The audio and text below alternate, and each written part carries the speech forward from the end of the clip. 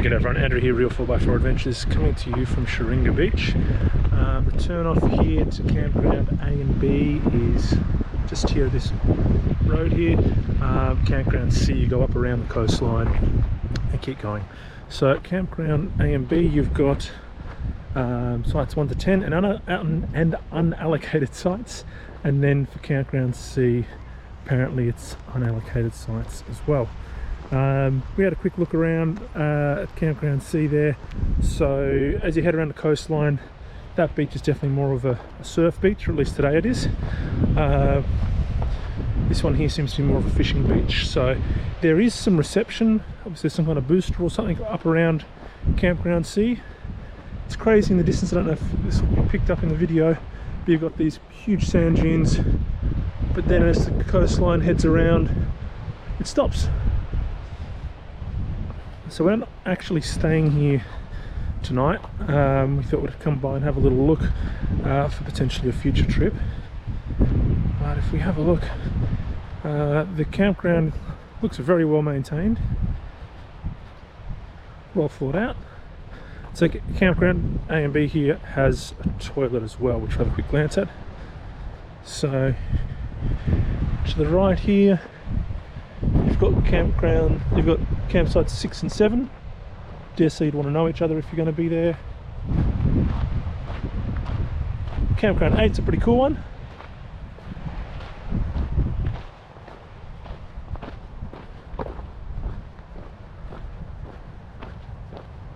Campground 5.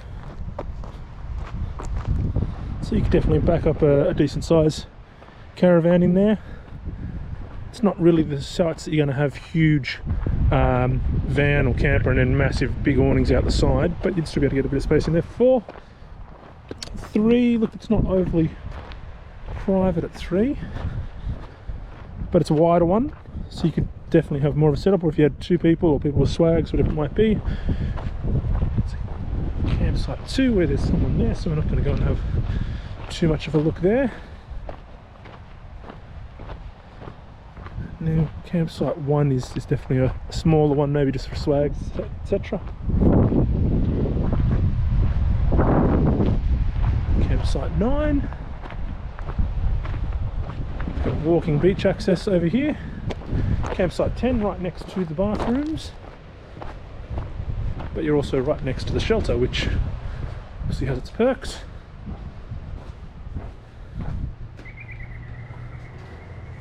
Just your basic toilet there. We've got beach access here. There's a little shower type setup, and the water's not for drinking, it's for showering only, so you do need to bring your own water. There's obviously no power here as well. As is South Australia, there they do have restrictions there on fires at certain times of the year, so just make sure you're taking note of what the story is there. So it's only a short little walk here, and you get to this stunning beach. Again, look, the Campground C beach appears to be more of a surfing beach. The waves here may just be today, but the waves here definitely don't seem to be surfing type waves.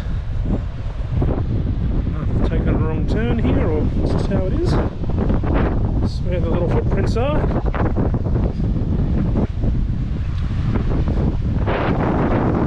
So there's a bit of wind there.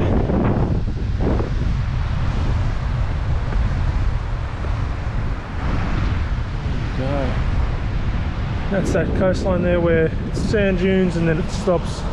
You have the big headland, and it's a few minutes around to Campground C.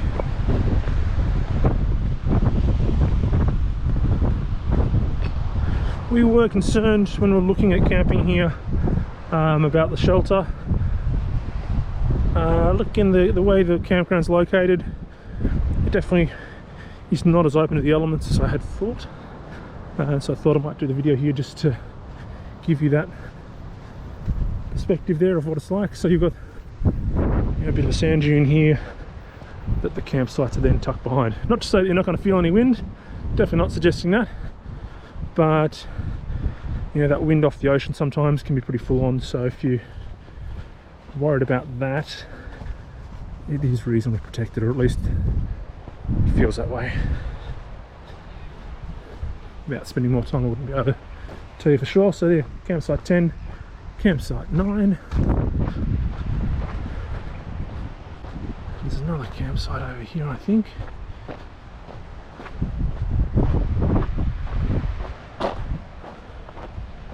Sheringa Beach, sites 1 to 10, camping in designated areas. Be considerate to others, keep noise to a minimum, be aware of natural risks, pets to be kept under control, respect wildlife, keep to defined vehicles and tracks. So you actually have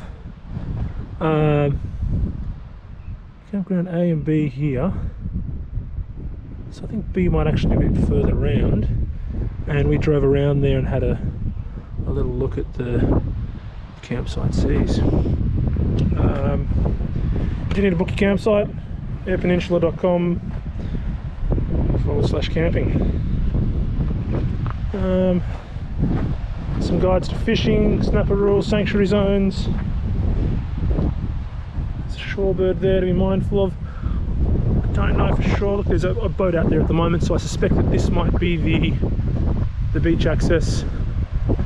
Now there are parts that you're not meant to drive on, I'm not sure, so check that if you're going to be staying here and planning on driving. But I suspect for launching boats, etc., at least. But yeah, it's your access point there to the beach.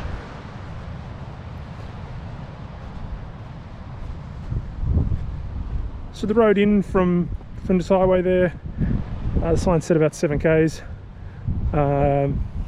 First 3/4 of the road was fantastic.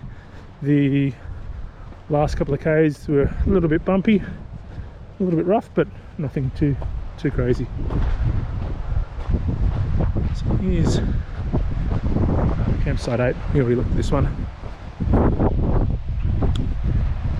So there you go. So look, I think that's mainly the Campground A part. So I think there's a Campground B spot elsewhere, but look, this one having the toilets, being a little bit sheltered, would definitely be my pick based on what I've seen so far. That's Sheringa Beach Campground. There are a couple of campgrounds around A, B, C. I'm 99% sure that's just Campground A. Thanks for watching. If you've got any comments, drop them below. Again, we didn't end up staying here on this time through, but I dare say we will come back and stay here at some stage at a little bit later date. Thanks for watching. Pop any comments below or any questions, and if you haven't subscribed, please make sure you subscribe to the channel. Thanks for watching.